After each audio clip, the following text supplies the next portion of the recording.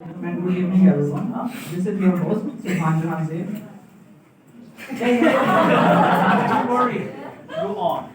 Assalamu alaikum and good evening, everyone. This is your host, Subhan Jahanzeb, and you are watching BBC News Live. Let's get towards some top headlines of the day. T20 World Cup 2021. Australia beat Pakistan after a thrilling match with the help of Hassan Ali and Matthew Wade, and made their road towards the final, where they will face New Zealand, the most favourite team of the World Cup. The price of petrol in Pakistan increased to 150 rupees per litre. And Pakistani people are very annoyed, but the Prime Minister of Pakistan is still focused on its phrase, Ghabrana nahi hai.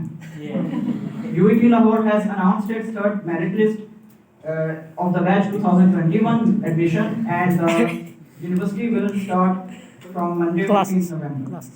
Winter has come, but with an alarming danger, because most of the areas of Pakistan suffered with the poisonous smoke, due to which breathing is difficult there. So it is requested to wear your mask. Now let's just take a break